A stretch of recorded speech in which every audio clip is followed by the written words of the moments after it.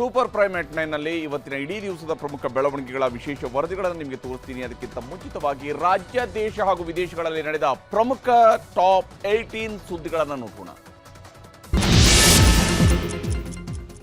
2022ರ Mangaluru auto rickshaw cooker bomb ಸ್ಫೋಟ ಪ್ರಕರಣದ ಬಗ್ಗೆ ಜಾರಿ ನಿರ್ದೇಶನಾಲಯ ಪತ್ರಿಕಾ ಪ್ರಕಟಣೆಯನ್ನು ಹೊರಡಿಸಿದೆ. 2022ರ ನವೆಂಬರ್ 19ರಂದು ಕಂಕನಾಡಿ ಬಳಿಯಲ್ಲಿ ಆಟೋ ರಿಕ್ಷಾದಲ್ಲಿ ಐಇಡಿ ಬಾಂಬ್ ಸ್ಫೋಟವಾಗಿತ್ತು. ಧರ್ಮಸ್ಥಳದ ಮಂಜುನಾಥ ಸ್ವಾಮಿ ದೇಗುಲದ ಬಳಿಯಲ್ಲಿ ಐಇಡಿ ಬಾಂಬ್ ಸ್ಫೋಟಿಸುವ ಪ್ಲಾನ್ ಕೂಡ ಈತ ಮಾಡಿದ್ದ ಅಂತ ಇಡಿ ತನ್ನ ಹೇಳಿಕೆಯಲ್ಲಿ ವಿವರಿಸಿದೆ. ನಿನ್ನೆ ಧರ್ಮಸ್ಥಳದಲ್ಲಿ ನಡೆದ ಗಲಾಟೆ ಬಗ್ಗೆ ಡಿಜಿಐಜಿಪಿಗೆ ಬಿಗ್ ಬಾಸ್ ಸ್ಪರ್ಧಿ ರಜತ್ ದೂರು ಸಲ್ಲಿಸಿದ್ದಾರೆ. ಕೊಲೆ ಮಾಡ್ತೀವಿ ಅಂತ ನನಗೆ ಬೆದರಿಕೆ ಹಾಕಿದ್ದಾರೆ. ನನ್ನ ಪತ್ನಿ ಅಕ್ಷತಾ ಹಾಗೂ ಬೆದರಿಕೆ ಸಂದೇಶ ಬಂದಿದೆ. ನಾವು ಹೋಗಿದ್ದು ಸೌಜನ್ಯ ಪರ ನ್ಯಾಯಕ್ಕಾಗಿ, ಕತ್ತರಿಸ್ತೀನಿ ಅಂದ್ರೆ ಹೇಗೆ ಎಂದು ಪ್ರಶ್ನಿಸಿದ್ದಾರೆ. ಇನ್ನು ನಿನ್ನೆ ಗಲಾಟೆ ಪ್ರಕರಣದಲ್ಲಿ ಓರ್ವ ಆರೋಪಿಯನ್ನು ಧರ್ಮಸ್ಥಳದ ಪೊಲೀಸರು ಬಂಧಿಸಿದ್ದಾರೆ.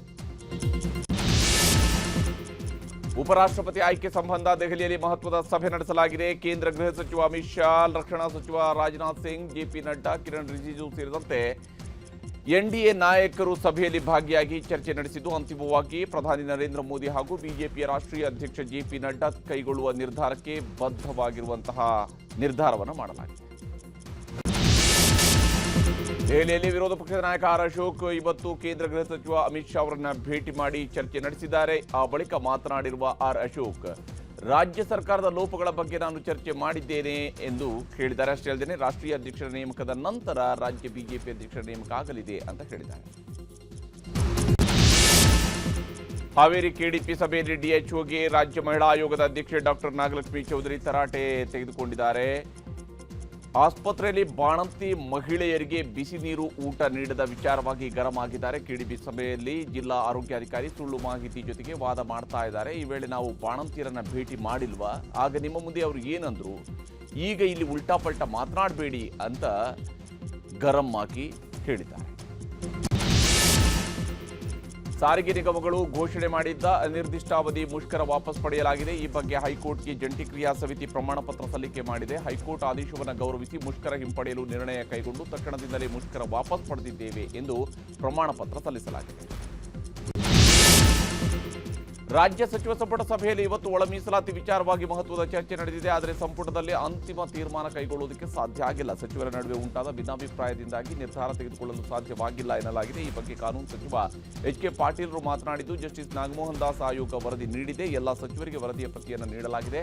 ಆಗಸ್ಟ್ 16ರಂದು ನಡೆಯುವಂತಹ ವಿಶೇಷ ಸಂಪುಟ ಸಭೆಯಲ್ಲಿ ನಿರ್ಣಯ ಕೈಗೊಳ್ಳುತ್ತೇವೆ ಅಂತ ಹೇಳಿದ್ದಾರೆ. ಹಾಸನದಲ್ಲಿ ಸ್ವಾತಂತ್ರ್ಯೋತ್ಸವದ ದಿನ ಧ್ವಜಾರೋಹಣ ಮಾಡಲು ಸಚಿವರನ್ನು ನಿಯೋಜನೆ ಮಾಡಲಾಗಿದ್ದು, ಹಾಸನಕ್ಕೆ ಜಿಲ್ಲಾ ಉಸ್ತುವಾರಿ ಸಚಿವ ಕೆಎನ್ ರಾಜಣ್ಣ ಅವರ ಬದಲು ಸಚಿವ ಕೃಷ್ಣ ಬೈರೇಗೌಡರನ್ನು ನಿಯೋಜನೆ ಮಾಡಲಾಗಿದೆ. ಬಳ್ಳಾರಿ ಜಿಲ್ಲೆಯ ಧ್ವಜಾರೋಹಣ ಜವಾಬ್ದಾರಿಯನ್ನು ಸಚಿವ ರಹೀಂ ಖಾನ್ಗೆ ವಹಿಸಲಾಗಿದೆ. ಹಾಸನದ ಕೂಡ ಅಧ್ಯಕ್ಷ ಸ್ಥಾನಕ್ಕೆ ನೇಮಕ ಮಾಡುವ ವಿಚಾರವಾಗಿ ಸಿಎಂ ಜೊತೆಗೆ ಸಚಿವ ಕೆಎನ್ ರಾಜಣ್ಣ ಜಟಾಪಟಿ ನಡೆಸಿದ್ರು. ಇದೀಗ ಹಾಸನ ಉಸ್ತುವಾರಿಯಿಂದಲೇ ರಾಜಣ್ಣ ಅವರು ದೂರ ಸರಿದ್ರ ಅನ್ನೋ ಅನುಮಾನ ಮೂಡ್ತಾ ಇದೆ.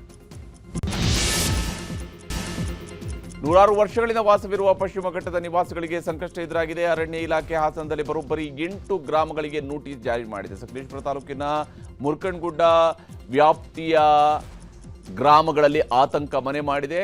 ಅನುಭವದಲ್ಲಿರುವಂತಹ ಜಮೀನು, ಮನೆ ಎಲ್ಲವೂ ಅರಣ್ಯ ಇಲಾಖೆಗೆ ಸೇರಿತು ಎಂದು ನೋಟಿಸ್ ಕೊಡಲಾಗಿದೆ. ಅರಣ್ಯ ಇಲಾಖೆ ಕ್ರಮಕ್ಕೆ 8 ಗ್ರಾಮಗಳ ಜನರು ಆಕ್ರೋಶ ಹೊರಹಾಕಿದ್ದಾರೆ. ಗಾಜಾ ಮೇಲಿನ ಯುದ್ಧವನ್ನು ಇಸ್ರೇಲ್ ಸರ್ಕಾರ ಅಂತ್ಯ ಮಾಡುವ ಸುಳಿವು ನೀಡಿದೆ. ಇಸ್ರೇಲ್ ಸರ್ಕಾರದ ಮೂಲಗಳ ಮಾಹಿತಿಯ ಪ್ರಕಾರ ಹಮಾಸ್ ಉಗ್ರರು ಸಶಸ್ತ್ರವನ್ನು ಬಿಟ್ಟು ಶರಣಾದರೆ ಯುದ್ಧವು ಕೊನೆಯಾಗಲಿದೆ ಅಂತ ಹೇಳಲಾಗಿದೆ. ಇನ್ನು ಗಾಜಾವನ್ನು ಆಳುವ ಉದ್ದೇಶ ಇಸ್ರೇಲ್ಗೆ ಇಲ್ಲ, ಅಂತಾರಾಷ್ಟ್ರೀಯ ಸಂಸ್ಥೆ ಆಡಳಿತವನ್ನು ನೋಡಿಕೊಳ್ಳಲಿದೆ ಅಂತ ನೆತನ್ಯಾಹು ಸರ್ಕಾರ ಹೇಳಿಕೊಂಡಿದೆ. ಕೊಪ್ಪಳ ಜಿಲ್ಲೆಯಾದ್ಯಂತ ಭಾರೀ ಮಳೆ ಆಗಿದ್ದು ಕೆರೆಕಟ್ಟೆಗಳು ತುಂಬಿ ಹೋಗಿವೆ. ದಾಳಿಂಬೆ ಬೆಳೆ ಸಂಪೂರ್ಣವಾಗಿ ನೀರಿನಲ್ಲಿ ಮುಳುಗಿದ ಘಟನೆ ಕುಷ್ಟಗಿ ತಾಲೂಕಿನ ಟಕ್ಕಳಕ್ಕಿ ಗ್ರಾಮದಲ್ಲಿ ನಡೆದಿದೆ. ರೈತರ ಜಮೀನುಗಳಿಗೆ ಹಳ್ಳದ ನೀರು ನುಗ್ಗಿದ್ದು ಮಳೆಯ ಅವಾಂತರಕ್ಕೆ ರೈತರು ಹೈರಾಣಾಗಿದ್ದಾರೆ. ಪರಿಹಾರಕ್ಕಾಗಿ ಸರ್ಕಾರಕ್ಕೆ ಮನವಿ ಮಾಡಿದ್ದಾರೆ. ರಾಜ್ಯಾದ್ಯಂತ ಮಳೆಯ ಅಬ್ಬರ ಮುಂದುವರೆದಿದೆ. ಉತ್ತರ ಕಾಶಿಯಲ್ಲಿ ಏಕಾಏಕಿ ಸೃಷ್ಟಿಯಾಗಿದ್ದ ಪ್ರವಾಹ ಪರಿಸ್ಥಿತಿಯಿಂದ ಎದುರಾದ ಅನಾಹುತವನ್ನು ಸರಿ ಮಾಡೋದಕ್ಕೆ ಇನ್ನೂ ಸಾಧ್ಯವಾಗಿಲ್ಲ. ರಕ್ಷಣಾ ಕಾರ್ಯಾಚರಣೆ ಮತ್ತು ಪರಿಹಾರ ಕಾರ್ಯಗಳು ನಿರಂತರವಾಗಿ ನಡೀತಾ ಇದ್ದಾವೆ. ಆಗಸ್ಟ್ 3 ಮತ್ತು 5ರ ನಡುವೆ ಭಾರೀ ಮಳೆಯ ಮುನ್ಸೂಚನೆಯೂ ಕೂಡ ಇತ್ತು ಅಂತ ಹೇಳಲಾಗಿದೆ. ವಿಜಯನಗರದಲ್ಲಿ ಸಾರಿಗೆ ಬಸ್ ಚಾಲಕನ ಮೇಲೆ ಪೊಲೀಸ್ ಕಾನ್ಸ್ಟೇಬಲ್ ಗೂಂಡಾಗಿರಿ ಮಾಡಿದ್ದಾನೆ. ಪೊಲೀಸ್ಗೆ ಓವರ್ಟೇಕ್ ಮಾಡ್ತೀಯಾ ಅಂತ ಹೇಳಿ ಬಸ್ ನಿಲ್ಲಿಸಿ ಒಳಗೆ ನುಗ್ಗಿ ಚಪ್ಪಲಿಯಿಂದ ಹಲ್ಲೆ ಮಾಡಲಾಗಿದೆ. ಕೂಡ್ಲಿಗಿ ತಾಲೂಕಿನ ಗಜಾಪುರ ಗ್ರಾಮದ ಬಳಿಯಲ್ಲಿ ಘಟನೆ ನಡೆದಿದೆ. ತಪ್ಪಾಗಿದೆ ಸರ್, ಬಿಟ್ಬಿಡಿ ಸರ್ ಅಂತ ಕೇಳಿಕೊಂಡ್ರು, ಕೈ ಮುಗಿದ್ರು. ಕೂಡ್ಲಿಗಿ ಠಾಣೆಯ ಹೆಡ್ ಕಾನ್ಸ್ಟೇಬಲ್ ಮಂಜುನಾಥ್ ಹಲ್ಲೆ ಮಾಡಿದ್ದಾರೆ. ಕೂಡ್ಲಿಗಿ ಡಿವೈಎಸ್ಪಿ ಮಲ್ಲೇಶ್ ದೊಡ್ಡಮನಿ ಭೇಟಿ ಮಾಡಿದ ಬಸ್ ಡ್ರೈವರ್ ರಾಮಲಿಂಗಪ್ಪ ದೂರು ನೀಡಿದ್ದಾರೆ. 218ನೇ ಫಲಪುಷ್ಪ ಪ್ರದರ್ಶನಕ್ಕೆ ಮುಖ್ಯಮಂತ್ರಿ ಸಿದ್ದರಾಮಯ್ಯ ಇವತ್ತು ಲಾಲ್ಬಾಗ್ನಲ್ಲಿ ಚಾಲನೆ ನೀಡಿದ್ದಾರೆ. ಇಂದಿನಿಂದ ಫ್ಲವರ್ ಶೋ ಆರಂಭವಾಗಿದ್ದು ವೀರವನಿತೆ ಕಿತ್ತೂರು ರಾಣಿ ಚೆನ್ನಮ್ಮ, ಕ್ರಾಂತಿವೀರ ಸಂಗೊಳ್ಳಿ ರಾಯಣ್ಣ ಅವರಿಗೆ ಪುಷ್ಪ ಪ್ರದರ್ಶನದ ಮೂಲಕವಾಗಿ ಗೌರವವನ್ನು ಅರ್ಪಣೆ ಮಾಡಲಾಗಿದೆ. ಕಿತ್ತೂರು ರಾಣಿ ಚೆನ್ನಮ್ಮ ಹಾಗೂ ಸಂಗೊಳ್ಳಿ ರಾಯಣ್ಣ ಪ್ರತಿಮೆಗಳಿಗೆ ಪುಷ್ಪ ನಮನವನ್ನು ಮುಖ್ಯಮಂತ್ರಿ ಸಿದ್ದರಾಮಯ್ಯ ಸಲ್ಲಿಸಿದರು. ಈಗ ಸುದ್ದಿಗಳನ್ನು ವಿವರವಾಗಿ ನೋಡ್ತಾ ಹೋಗೋಣ. ಲೋಕಸಭಾ ಚುನಾವಣೆಯಲ್ಲಿ ಅಕ್ರಮ ನಡೆಸಲಾಗಿದೆ ಅನ್ನುವಂಥದ್ದು ರಾಹುಲ್ ಗಾಂಧಿ ಮಾಡ್ತಾ ಇರುವ ಗಂಭೀರ ಆರೋಪ. ನಾಳೆ ಈ ಬಗ್ಗೆ ಬೆಂಗಳೂರಲ್ಲಿ ಪ್ರತಿಭಟನೆಯೂ ಕೂಡ ಮಾಡೋದಕ್ಕೆ ವೇದಿಕೆ ಸಿದ್ಧವಾಗಿದೆ. ಬೆಂಗಳೂರು ಸೆಂಟ್ರಲ್ ಲೋಕಸಭಾ ಕ್ಷೇತ್ರದಲ್ಲಿ ಮತಗಳ್ಳತನ ಆಗಿದೆ ಅನ್ನುವಂಥದ್ದು ರಾಹುಲ್ ಗಾಂಧಿ ಮಾಡಿರುವಂತಹ ಆರೋಪ. ಇದಕ್ಕೆ ಮುಂಚಿತವಾಗಿ ಅಂದರೆ ನಾಳೆಯ ಹೋರಾಟಕ್ಕೆ ಮುಂಚಿತವಾಗಿ ಇವತ್ತು ರಾಹುಲ್ ಗಾಂಧಿ ಬೆಂಗಳೂರಿನ ಸೆಂಟ್ರಲ್ ಲೋಕಸಭಾ ಕ್ಷೇತ್ರಕ್ಕೆ ಸಂಬಂಧಿಸಿರುವಂಥ ಸಾಕ್ಷ್ಯಗಳನ್ನು ಬಹಿರಂಗ ಮಾಡಿದ್ದಾರೆ. बेंगलोर का चुनाव चोरी किया गया। अगर इलेक्शन कमीशन बीजेपी की पूरी मदद कर रहा है, ये 2 मिनट का काम है। ವೋಟು ಚೋರಿ ಆಗ್ತಿದೆ. ಚುನಾವಣಾ ಆಯೋಗ ಬಿಜೆಪಿಯನ್ನು ಗೆಲ್ಲಿಸಲು ವೋಟ್ ಚೋರಿಗೆ ಸಾಥ್ ಕೊಡ್ತಿದೆ ಎನ್ನುವುದು ಲೋಕಸಭೆ ಪ್ರತಿಪಕ್ಷ ನಾಯಕ ರಾಹುಲ್ ಗಾಂಧಿ ಇದುವರೆಗೂ ಮಾಡುತ್ತಾ ಬಂದಿದ್ದ ಆರೋಪ.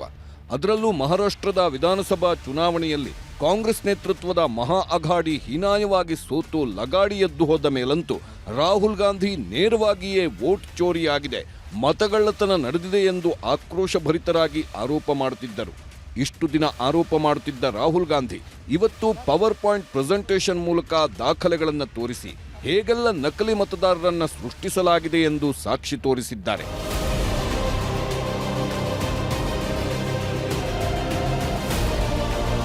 ಎರಡು 2024ರ ಲೋಕಸಭೆ ಚುನಾವಣೆ ವೇಳೆ ಮಹದೇವಪುರ ವಿಧಾನಸಭಾ ಕ್ಷೇತ್ರವೊಂದರಲ್ಲೇ 1,250,000 ಮತಗಳ ಕಳ್ಳತನ ಆಗಿದೆ ಅನ್ನೋದು ರಾಹುಲ್ ಗಾಂಧಿ ಆರೋಪ. ಚುನಾವಣಾ ಆಯೋಗವನ್ನ ಬಳಸಿಕೊಂಡು 5 ಮಾದರಿಗಳಲ್ಲಿ ಮತಕಳ್ಳತನ ಆಗಿರುವ ಬಗ್ಗೆ ರಾಹುಲ್ ಗಾಂಧಿ ಆರೋಪ ಮಾಡಿದ್ದಾರೆ. ಅಲ್ಲದೆ ಮಹದೇವಪುರ ಕ್ಷೇತ್ರದ ಉದಾಹರಣೆಯನ್ನೇ ಮುಂದಿಟ್ಟುಕೊಂಡು ದೇಶದಲ್ಲಿ 33,000 ಮತಗಳ ಆಸುಪಾಸಿನ ಅಂತರದಲ್ಲಿ ಬಿಜೆಪಿ ಗೆದ್ದಿದ್ದ 25 ಕ್ಷೇತ್ರಗಳಲ್ಲೂ ಹೀಗೆಯೇ ಅಕ್ರಮ ನಡೆದಿರಬಹುದು ಎಂಬ ಅನುಮಾನ ವ್ಯಕ್ತಪಡಿಸಿದ್ದಾರೆ. ಪ್ರಧಾನಿ ಮೋದಿ ತಮ್ಮ ಅಧಿಕಾರ ಉಳಿಸಿಕೊಳ್ಳುವುದಕ್ಕಾಗಿಯೇ ಮತಕಳ್ಳತನ ಮಾಡಿಸಿದ್ದಾರೆ ಅನ್ನೋದು ರಾಹುಲ್ ಗಾಂಧಿ ನೇರ ಆರೋಪ. 33,692 voters are registered here. This basically is anybody who wants to vote for the first time can use this list. ಇನ್ನು ಮತದಾರರ ಪಟ್ಟಿಯ ಮೂಲಕ 5 ಮಾದರಿಗಳಲ್ಲಿ ಮತಕಳ್ಳತನ ಆಗಿದೆ ಎಂದು ರಾಹುಲ್ ಗಾಂಧಿ ತಾವು ತಂದಿದ್ದ ಸಾಕ್ಷ್ಯಗಳನ್ನ ದೇಶದ ಜನರ ಮುಂದಿಟ್ಟಿದ್ದಾರೆ. ನಂಬರ್ 1, 11,965 ನಕಲಿ ಮತದಾರರು. ಒಬ್ಬನೇ ಮತದಾರ, ಒಂದೇ ಕ್ಷೇತ್ರ, ಹಲವು ಬೂತ್ಗಳಲ್ಲಿ ಮತದಾನ ಮಾಡಿರುವ ಸಾಕ್ಷಿಗಳಿವೆ. ಅಷ್ಟೇ ಅಲ್ಲ, ಒಬ್ಬನೇ ಮತದಾರ ಹಲವು ರಾಜ್ಯಗಳಲ್ಲೂ ಮತದಾನ ಮಾಡಿದ್ದಾನೆ. ನಂಬರ್ 2, 40,009 ನಕಲಿ ಅಥವಾ ತಪ್ಪು ವಿಳಾಸ. ಬಹುತೇಕ ಮತದಾರರಿಗೆ ವಿಳಾಸವೇ ಇಲ್ಲ. ಕೆಲವೆಡೆ ವಿಳಾಸ ಕೂಡ 00 ಎಂದು ನಮೂದಾಗಿದೆ. ವಿಳಾಸಗಳ ಪರಿಶೀಲನೆಯೇ ಆಗಿಲ್ಲ. ನಂಬರ್ 3, 10,452 ಒಂದೇ ವಿಳಾಸದ ಹಲವು ಮತದಾರರು. ಒಂದೇ ಮನೆಯಲ್ಲಿ 80 ಮತದಾರರು, ಒಂದೇ ಮನೆ 46 ಮತದಾರರು. ಹೀಗೆ ಸಿಂಗಲ್ ಬೆಡ್ರೂಮ್ ಮನೆಗಳಲ್ಲೂ 10 ಮಂದಿ ಮತದಾರರಿದ್ದಾರೆ. ಅಷ್ಟೇ ಅಲ್ಲ, ಒಂದೇ ವಿಳಾಸದಲ್ಲಿ 68 ಮತದಾರರೂ ಇರೋದು ಬೆಳಕಿಗೆ ಬಂದಿದೆ. ನಂಬರ್ 4, 4,132 ಲೋಪವಿರುವ ಫೋಟೋಗಳು. ನೋಂದಣಿ ಮಾಡಿಸಿದಾಗ ವೋಟರ್ ಲಿಸ್ಟ್ನಲ್ಲಿ ಸಣ್ಣ ಗಾತ್ರದ ಫೋಟೋ ಬಳಸಲಾಗಿದೆ. ಆ ಫೋಟೋದಲ್ಲಿ ವ್ಯಕ್ತಿಯ ಸ್ಪಷ್ಟತೆಯೇ ಸಿಗೋದಿಲ್ಲ. ನಂಬರ್ 5, 33,692 ಫಾರ್ಮ್ 6 ದುರ್ಬಳಕೆ. ಫಾರ್ಮ್ 6 ಬಳಸಿಕೊಂಡು ನೋಂದಣಿ ಮಾಡಿಸೋ ಪ್ರಕ್ರಿಯೆ ವೇಳೆ ಯುವಕರಿಗೆ ಇಲ್ಲದ ನೋಂದಣಿ ಭಾಗ್ಯ ವೃದ್ಧರಿಗೆ ಸಿಕ್ಕಿದೆ. 70 ವರ್ಷದ ಮಹಿಳೆ 2 ಬಾರಿ ನೋಂದಣಿ ಮಾಡಿಸಿಕೊಂಡಿದ್ದಾರೆ. ಹೀಗೆ 2 ಬಾರಿ ನೋಂದಣಿ ಮಾಡಿಸಿಕೊಂಡಿರುವ ಮಹಿಳೆ 2 ಕಡೆಗಳಲ್ಲಿ ಮತ ಚಲಾಯಿಸಲು ಅವಕಾಶ ಕೊಟ್ಟಿದ್ದು ಹೇಗೆ ಎನ್ನುವುದು ರಾಹುಲ್ ಗಾಂಧಿ ಪ್ರಶ್ನೆ. You've heard that new voters vote for the Prime Minister. You've heard that said, right? So there is something called Form 6. 33,692 voters are registered here. There's a lady called Shakun Rani, 70-year-old. She appears twice on the voter list. She comes in using foam. This is essentially a zoomed in picture that they've taken. And this is now suddenly a new voter. ಹೀಗೆ ಮಹದೇವಪುರ ಕ್ಷೇತ್ರದಲ್ಲಿ ನಡೆದಿದೆ ಎನ್ನಲಾಗಿರುವ vote ಕಳ್ಳತನದ ಬಗ್ಗೆ ತಾವು ತಂದಿದ್ದ ಸಾಕ್ಷ್ಯಗಳನ್ನು ಸುದ್ದಿಗೋಷ್ಠಿಯಲ್ಲಿ ರಾಹುಲ್ ಗಾಂಧಿ ಬಿಚ್ಚಿಟ್ಟಿದ್ದಾರೆ.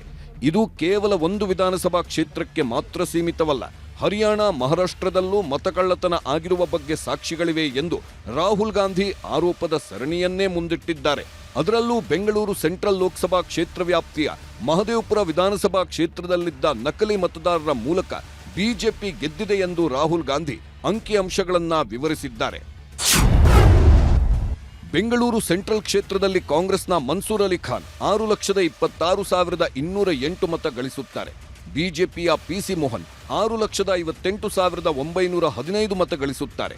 ಗೆಲುವಿನ ಅಂತರ ಕೇವಲ 32,707 ಇರುತ್ತೆ. ಆದರೆ ಬೆಂಗಳೂರು ಸೆಂಟ್ರಲ್ ಕ್ಷೇತ್ರದ ಮಹದೇವಪುರ ವಿಧಾನಸಭಾ ಕ್ಷೇತ್ರವೊಂದರಲ್ಲೇ ಬಿಜೆಪಿಗೆ 1 ಲಕ್ಷಕ್ಕೂ ಅಧಿಕ ಭಾರಿ ಮುನ್ನಡೆ ಬರುವುದಕ್ಕೆ ನಕಲಿ ಮತದಾರರೇ ಕಾರಣ ಅನ್ನೋದು ರಾಹುಲ್ ಗಾಂಧಿ ಆರೋಪ. They were stolen in 5 different ways. The first way, duplicate voters. One voter appearing multiple times on the voter list. Fake and invalid addresses. Voters who didn't have addresses or were just fake addresses. Bulk voters in single address. One building, 50 people, 60 people, one bedroom house, but we go there, no 50 people living there.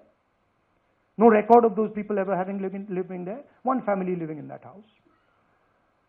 Invalid photos, photos which you simply cannot see or no photos existing of theirs on the polling list. And then the most interesting, misuse of forms. ಇದೀಗ ರಾಹುಲ್ ಗಾಂಧಿ ಬಹಿರಂಗ ಆರೋಪ ಮಾಡುತ್ತಲೇ ಕರ್ನಾಟಕದ ಮುಖ್ಯ ಚುನಾವಣಾಧಿಕಾರಿ ಪ್ರತಿಕ್ರಿಯೆ ನೀಡಿದ್ದಾರೆ. ಅಲ್ಲದೆ ಹೈಕೋರ್ಟ್ನಲ್ಲಿ ಇವೆಲ್ಲವನ್ನು ಪ್ರಶ್ನಿಸಬಹುದು ಎಂದು ಸಲಹೆ ನೀಡಿದ್ದಾರೆ. ಮತಕಳ್ಳತನದ ಬಗ್ಗೆ ಹೈಕೋರ್ಟ್ನಲ್ಲಿ ಪ್ರಶ್ನಿಸುವಂತೆ ಸಲಹೆ ನೀಡಿದೆ. ಸಹಿ ಮಾಡಿದ ಅಫಿಡವಿಟ್ ಸಲ್ಲಿಸಲು ಸೂಚಿಸಿದೆ. ನಿಮ್ಮೆಲ್ಲ ಅನುಮಾನಗಳನ್ನು ಹೈಕೋರ್ಟ್ನಲ್ಲಿ ಪ್ರಶ್ನಿಸಿ ಎಂದಿದೆ.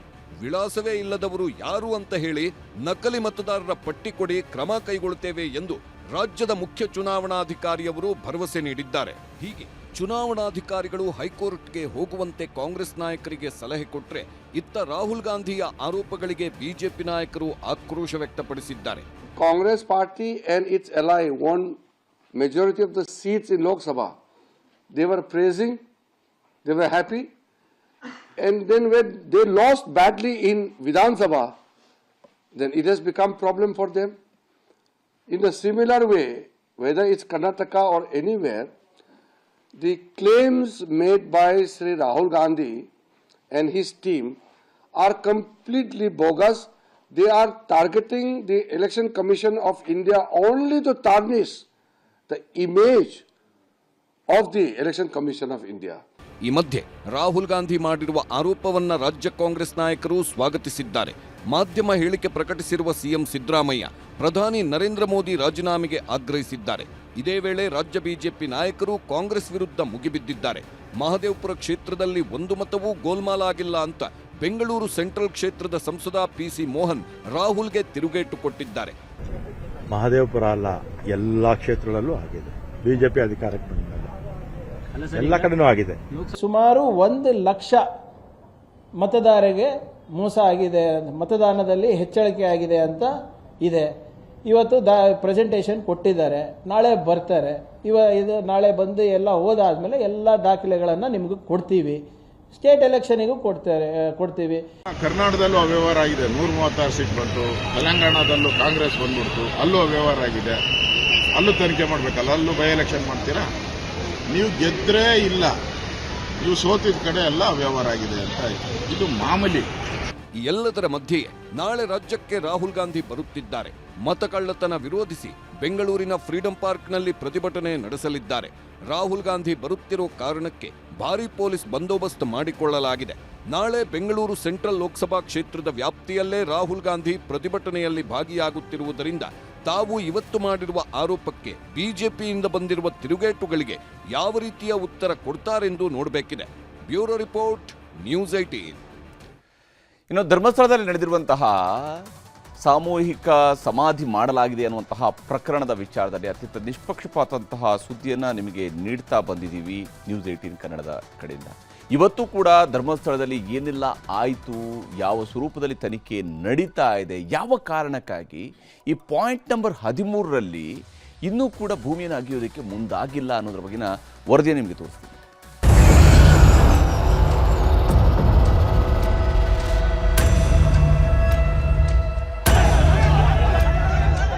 ಪತ್ರಕರ್ತರ ಮೇಲೆ ದಾಳಿ ಮಾಡಿರುವಂಥದ್ದು, ಹಲ್ಲೆ ಮಾಡಿರುವಂಥದ್ದು ಎಲ್ಲವೂ ಕೂಡ ಅಕ್ಷಮ್ಯ ಅಪರಾಧ. ಯಾರೇ ತಪ್ಪು ಮಾಡಿದ್ರು ಕೂಡ ಕಾನೂನು ರೀತಿಯ ಕ್ರಮ ತಗೊಳ್ಳಿ. ಧರ್ಮಸ್ಥಳದಲ್ಲಿ ಬುರುಡೆಗಳ ಹುಡುಕಾಟ ಶುರುವಾಗಿ ಇವತ್ತಿಗೆ ಬರೋಬ್ಬರಿ 9 ದಿನ. ಕಳೆದ ಬುಧವಾರ ಶುರುವಾದ ಶೋಧ ಕಾರ್ಯ ಮಳೆ ಗಾಳಿಯಲ್ಲೂ ಮುನ್ನುಗ್ತಿತ್ತು. ಎಂಥದ್ದೇ ಅಡೆತಡೆಗಳು ಬಂದರೂ ಒಂದೇ ಒಂದು ದಿನವೂ ಬುರುಡೆ ಹುಡುಕಾಟ ನಿಂತಿರಲಿಲ್ಲ. ಆದ್ರಿವತ್ತು ಬುರುಡೆ ಹುಡುಕಾಟಕ್ಕೆ ಬ್ರೇಕ್ ಬಿದ್ದಿದೆ. ನಿನ್ನೆ ಸಂಜೆ ಧರ್ಮಸ್ಥಳದಲ್ಲಿ ಉದ್ವಿಗ್ನ ಪರಿಸ್ಥಿತಿ ನಿರ್ಮಾಣವಾದ ಬೆನ್ನಲ್ಲೇ ಬುರುಡೆ ಶೋಧ ಕಾರ್ಯಕ್ಕೆ ಅಲ್ಪ ವಿರಾಮ ಬಿದ್ದಿದೆ. ಅನಾಮಿಕ ಗುರುತು ಮಾಡಿದ್ದ 13 ಸ್ಪಾಟ್ಗಳಲ್ಲಿ ಬಾಕಿ ಇರೋದು ಇನ್ನೊಂದೇ ಜಾಗ. ಈ ಪಾಯಿಂಟ್ ಸುತ್ತವೇ ಈಗ ಎಲ್ಲರ ಚಿತ್ತ ನೆಟ್ಟಿದೆ.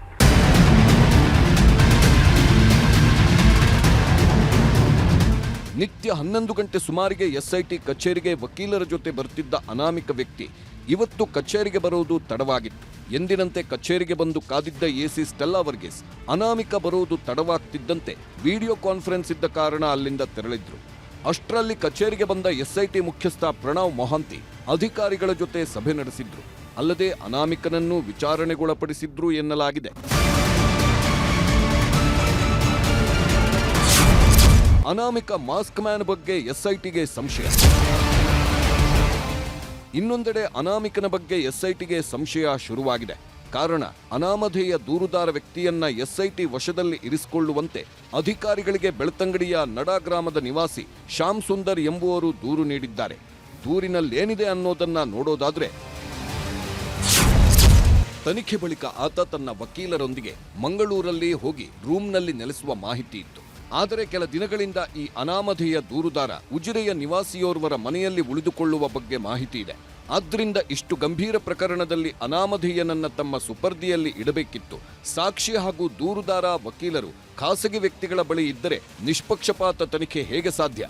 ದೂರುದಾರನನ್ನ ತಮ್ಮ ಸುಪರ್ದಿಯಲ್ಲಿ ಇರಿಸಿಕೊಳ್ಳಬೇಕು. ಇನ್ನು ಧರ್ಮಸ್ಥಳದಲ್ಲಿ ನಿನ್ನೆ ಸಂಜೆ ಹೊತ್ತಿದ ಆಕ್ರೋಶದ ಕಿಚ್ಚು ದೊಡ್ಡ ಸುದ್ದಿಯಾಗಿತ್ತು. ಕೆಲವರ ಮೇಲೆ ಹಲ್ಲೆ ಮಾಡಿದ ಸಂಬಂಧ ಪೊಲೀಸರು ಫುಲ್ ಟೈಟ್ ಮಾಡುತ್ತಿದ್ದಾರೆ. ಧರ್ಮಸ್ಥಳದಲ್ಲಿ ಉದ್ವಿಗ್ನ ಸ್ಥಿತಿ ನಿರ್ಮಾಣವಾಗಿದ್ದರ ಸಂಬಂಧ 7 ಕೇಸ್ಗಳು ದಾಖಲಾಗಿವೆ. ಧರ್ಮಸ್ಥಳ ಸ್ಟೇಷನ್ನಲ್ಲಿ 4 ಕೇಸ್ ದಾಖಲಾದರೆ ಬೆಳ್ತಂಗಡಿ ಪೊಲೀಸ್ ಠಾಣೆಯಲ್ಲಿ 3 ಕೇಸ್ ಬಿದ್ದಿದೆ. ಹಾಗೆಯೇ 150ಕ್ಕೂ ಅಧಿಕ ಜನರ ವಿರುದ್ಧ ಪ್ರತ್ಯೇಕ ಎಫ್ಐಆರ್ ದಾಖಲಾಗಿದ್ದು, ಅಕ್ರಮ ಕೂಟ ಸೇರಿದ ಆರೋಪದಲ್ಲಿ 3 ಸ್ವಯಂ ಪ್ರೇರಿತ ದೂರು ದಾಖಲಾಗಿದೆ. ಪರಸ್ಪರ ಹಲ್ಲೆ ನಡೆಸಿದ ಆರೋಪದಡಿ 4 ಕೇಸ್ ರಿಜಿಸ್ಟರ್ ಆಗಿದ್ದು, ಪಾಂಗಳದಲ್ಲಿ ಅಕ್ರಮ ಕೂಟ ಸೇರಿದ್ದಕ್ಕೆ 2 ಎಫ್ಐಆರ್ ದಾಖಲಿಸಲಾಗಿದೆ. ಹಾಗೆಯೇ ಉಜಿರೆಯ ಬೆನಕ ಆಸ್ಪತ್ರೆ ಬಳಿ ಅಕ್ರಮ ಕೂಟ ಸೇರಿದ ಆರೋಪದಡಿಯೂ 1 ಎಫ್ಐಆರ್ ದಾಖಲಿಸಿದ್ದಾರೆ.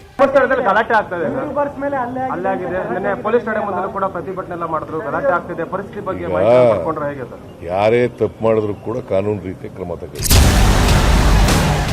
ಇನ್ನು ಯೂಟ್ಯೂಬರ್ಗಳ ಮೇಲೆ ಹಲ್ಲೆ ಪ್ರಕರಣ ಸಂಬಂಧ ಡಿಜಿಐಜಿಪಿಗೆ ವಕೀಲ ಎಪಿ ರಂಗನಾಥ್ ದೂರು ನೀಡಿದ್ದಾರೆ. ಧರ್ಮಸ್ಥಳದ ಬುರುಡೆ ರಹಸ್ಯ ಸಚಿವ ಸಂಪುಟ ಸಭೆಯಲ್ಲೂ ಚರ್ಚೆಯಾಗಿದೆ. ಗೃಹ ಸಚಿವ ಡಾಕ್ಟರ್ ಜಿ ಪರಮೇಶ್ವರ್ ಮಾಹಿತಿ ನೀಡಿದ್ದು, ಅನಾಮಿಕ ತೋರಿಸಿದ ಸ್ಥಳಗಳಲ್ಲಿ ಶೋಧ ನಡೆಸಲಾಗ್ತಿದ್ದು, ಪಾಯಿಂಟ್ ನಂಬರ್ 6ರಲ್ಲಿ ಅಸ್ಥಿಪಂಜರ ಸಿಕ್ಕಿದೆ, ಅದನ್ನ ಪರಿಶೀಲನೆಗೆ ಕಳಿಸಿದ್ದೇವೆ. ನಿನ್ನೆ ಸಣ್ಣ ಘರ್ಷಣೆಯಾಗಿದೆ, ಪೊಲೀಸರು ಹತೋಟಿಗೆ ತಂದಿದ್ದಾರೆ ಅಂತ ಮಾಹಿತಿ ನೀಡಿದ್ದಾರೆ. ಇದಕ್ಕೆ ಕೌಂಟರ್ ಕೊಟ್ಟ ಬಿಜೆಪಿ ರಾಜ್ಯಾಧ್ಯಕ್ಷ ಬಿವೈ ವಿಜಯೇಂದ್ರ ನಿನ್ನೆ ನಡೆದ ದಾಳಿ ಅಕ್ಷಮ್ಯ ಅಪರಾಧ, ಪಾರದರ್ಶಕ ತನಿಖೆ ಆಗಬೇಕು ಎಂದಿದ್ದಾರೆ. 6ನೇ ಸ್ಥಳದಲ್ಲಿ ಒಂದು ಗಂಡಸಿನ ಅಸ್ಥಿಪಂಜರ ಸಿಕ್ಕಿದ್ದೇನೋ ತಾವೆಲ್ಲ ರಿಪೋರ್ಟ್ ಮಾಡಿದಿರಿ ಈಗಾಗಲೇ. ಮತ್ತು 13 ಸ್ಥಳಕ್ಕೆ ಹೋದಾಗ ಕೂಡ ಎಲ್ಲೂ ಸಿಗ್ಲಿಲ್ಲ ಅನ್ನುವಂಥದ್ದು. ಅದು ಹೊರತುಪಡಿಸಿ ಬೇರೆ ಎಲ್ಲೋ ಗುಡ್ಡದಲ್ಲಿ ಒಂದಷ್ಟು ಮೂಳೆಗಳು ಸಿಕ್ಕಿದೆ ಅನ್ನುವಂಥದ್ದು, ಅದನ್ನು ಕೂಡ ಎಲ್ಲ ಸೀಲ್ ಮಾಡಿ FSLಗೆ ಕಳಿಸ್ತಕ್ಕಂಥ ಕೆಲಸ SITನವರು ಮಾಡಿದ್ದಾರೆ. ಇದರ ಹಿನ್ನೆಲೆಯಲ್ಲಿ ಅಥವಾ ಇದಕ್ಕೆ ಸಂಬಂಧಪಟ್ಟಾಗಿ ಅಲ್ಲಿ 2 ಗುಂಪುಗಳಾಗಿ ಘರ್ಷಣೆ ನೆನ್ನೆ ದಿವಸ ಆಗಿದೆ. ಕೇಸ್ ಕೊಟ್ಟಿದ್ದಾರೆ. ಏನು ಧರ್ಮಸ್ಥಳ ಈ ಘಟನೆ ವಿಚಾರದಲ್ಲಿ ಒಂದು ಪಾರದರ್ಶಕವಾಗಿರ್ತಕ್ಕಂಥ, ಒಂದು ಸಮಗ್ರವಾಗಿರ್ತಕ್ಕಂಥ ತನಿಖೆ ಆಗಬೇಕು ಅಂತ ಹೇಳಿ ಕೂಡ ನಾವು ಹೇಳಿದ್ವಿ. ಇದರ ನಡುವೆ ನೆನ್ನೆ ನಡೆದಿರ್ತಕ್ಕಂಥ ಘಟನೆ, ಇವತ್ತು ಪತ್ರಕರ್ತರ ಮೇಲೆ ದಾಳಿ ಮಾಡಿರುವಂಥದ್ದು, ಹಲ್ಲೆ ಮಾಡಿರುವಂಥದ್ದು ಎಲ್ಲವೂ ಕೂಡ ಅಕ್ಷಮ್ಯ ಅಪರಾಧ. ಏನೇ ಸರಿ ತಪ್ಪುಗಳಿದ್ರು ಕೂಡ ಯಾರೂ ಕೂಡ ಕಾನೂನನ್ನ ಕೈಗೆ ತೆಗೆದುಕೊಳ್ಳೋದಕ್ಕೆ ಸಾಧ್ಯ ಇಲ್ಲ.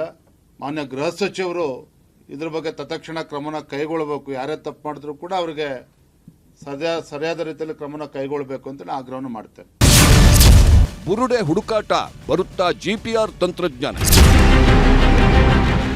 ಧರ್ಮಸ್ಥಳದ ಬುರುಡೆ ರಹಸ್ಯ ಭೇದಿಸೋಕೆ ಜಿಪಿಆರ್ ತಂತ್ರಜ್ಞಾನ ಬಳಸಬೇಕು ಅನ್ನೋ ಕೂಗು ಜೋರಾಗ್ತಿದೆ. ದಶಕಗಳ ಬಳಿಕ ಪ್ರತ್ಯಕ್ಷನಾಗಿರೋ ಅನಾಮಿಕ 13 ಸ್ಪಾಟ್ ಗುರುತಿಸಿದ್ದ. ಈ ಜಾಗದಲ್ಲಿ ಈಗಾಗಲೇ ಅಗೆದು ಬಗೆದು ಆಗಿದೆ. ಇಷ್ಟು ವರ್ಷದ ನಂತರ ಜಾಗದ ಗುರುತು ಮಾಡಿರೋದ್ರಿಂದ ಹೆಣ ಹೂತಿರೋ ಜಾಗ ಆಚೆ ಈಚೆ ಆಗಿರೋ ಸಾಧ್ಯತೆ ಇದೆ. ಹೀಗಾಗಿ ಜಿಪಿಆರ್ ಬಳಸಬೇಕು ಅನ್ನೋ ಒತ್ತಾಯ ಜೋರಾಗ್ತಿದೆ.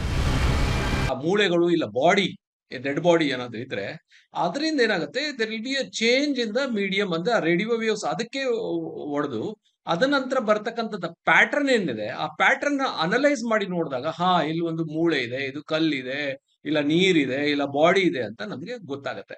ಸೊ ಜಿಪಿಆರ್ ಯಾವಾಗ ಉಪಯೋಗಿಸ್ತೀವಿ ಅಂದ್ರೆ ನಮಗೆ ಆ ಜಾಗದಲ್ಲಿ ಎಲ್ಲಿ ಹೆಣ ಊತಿದ್ದಾರೆ ಅಂತ ಗೊತ್ತಿರೋದಿಲ್ವಲ್ಲ, ಆವಾಗ ನಾವು that is only when we use it on the unmarked graves. ಒಟ್ನಲ್ಲಿ ಧರ್ಮಸ್ಥಳ ಪ್ರಕರಣಕ್ಕೆ ದಿನಕ್ಕೊಂದು ಟ್ವಿಸ್ಟ್ ಸಿಕ್ತಿದ್ದು ಜಿಪಿಆರ್ ತಂತ್ರಜ್ಞಾನದ ಹುಡುಕಾಟ ಶುರುವಾಗುತ್ತಾ ಕಾದು ನೋಡಬೇಕು. ಕ್ಯಾಮರಾಮನ್ ನಿಖಿಲ್ ಸುವರ್ಣ ಜೊತೆ ಅಜಿತ್ ಹಾಗೂ ಕಿಶನ್ ಶೆಟ್ಟಿ, ನ್ಯೂಸ್ 18 ಮಂಗಳೂರು. ರಾಜ್ಯದಲ್ಲಿ ರೈತರು ಎದುರಿಸ್ತಾ ಇರುವಂತಹ ಯೂರಿಯಾ ಸಮಸ್ಯೆಗೆ ಸದ್ಯಕ್ಕೆ ಮುಕ್ತಿ ಸಿಗುವಂತಹ ಯಾವುದೇ ಸಾಧ್ಯತೆಗಳು ಕೂಡ ಗೋಚರಿಸ್ತಾ ಇಲ್ಲ. ಸಮಸ್ಯೆ ಶುರುವಾದ ಬಳಿಕವೂ ಕೂಡ ಅನ್ನದಾತರ ಸಮಸ್ಯೆ ಬಗೆಹರಿಸೋದಕ್ಕೆ ಸರ್ಕಾರ ಮುಂದಾಗ್ತಾ ಇಲ್ಲ. ಈ ಬಗ್ಗೆ ಸಚಿವರುಗಳನ್ನು ಕೇಳ್ತಾ ಇದ್ರೆ ಸಿಗ್ತಾ ಇರುವಂತಹ ಉತ್ತರಗಳು ಕೂಡ ವಿಚಿತ್ರವಾಗಿದ್ದಾವೆ. ಮತ್ತು ವಿಶೇಷವಾಗಿ ಕೃಷಿ ಸಚಿವರು ಈ ವಿಚಾರದಲ್ಲಿ ಏನು ಕ್ರಮವನ್ನು ಕೈಗೊಳ್ತಿದ್ದಾರೆ ಅನ್ನುವಂತಹ ಪ್ರಶ್ನೆಯೂ ಕೂಡ ಮತ್ತಷ್ಟು ಬೆಳೀತಾನೆ ಇದೆ. ರೈತರು ಅಂದ್ರೆ ದೇಶದ ಜೀವಾಳ ಅಂತಾರೆ. ರೈತರೇ ನಮ್ಮ ದೇಶದ ಸಂಪತ್ತು ಅಂತನೂ ಕೊಂಡಾಡ್ತಾರೆ. ಆದ್ರೆ ರೈತರ ಸಂಕಷ್ಟ ಕೇಳೋರಿಲ್ಲ. ಹೊಗಳಿಕೆಗೆಲ್ಲ ಬೂಟಾಟಿಕೆಯ ಮಾತುಗಳಾದ್ವೇ ಹೊರತು ಅನ್ನದಾತರ ಕಣ್ಣೀರು ಒರೆಸೋರು ಯಾರೂ ಇಲ್ಲ. ನಮ್ಮನ್ನಾಳುವಂತ ರಾಜಕೀಯ ನಾಯಕರಿಗೂ ರೈತರ ಕಷ್ಟ ಬೇಕಾಗಿಲ್ಲ. ಯೂರಿಯಾ ಗೊಬ್ಬರದ ಸಮಸ್ಯೆ ಶುರುವಾಗಿ 1 ತಿಂಗಳ ಮೇಲಾಯಿತು. ಇವತ್ತಿಗೂ ರೈತರ ಪರದಾಟಕ್ಕೆ ಮುಕ್ತಿ ಸಿಕ್ಕಿಲ್ಲ. ಮಕ್ಕಳು ಮರಿಯನ್ನೆಲ್ಲ ಕರ್ಕೊಂಡು ಬಂದು ಕ್ಯೂ ನಿಲ್ತಿದ್ದಾರೆ. ಮಳೆ ಚಳಿ ಗಾಳಿಯನ್ನ ಕೂಡ ಲೆಕ್ಕಿಸದೆ ಕಾದು ನಿಲ್ತಿದ್ದಾರೆ. ಆದರೆ ಸಮಸ್ಯೆ ಪರಿಹರಿಸಬೇಕಾಗಿದ್ದಂಥ ಸಚಿವರು ಮಾತ್ರ ರಾಜಕೀಯ ಮಾತನಾಡ್ತಿದ್ದಾರೆ. ಸನ್ಮಾನ್ಯ ಕೃಷಿ ಸಚಿವರಾದ ಚಲುವರಾಯ ಸ್ವಾಮಿ ಅವರಂತೂ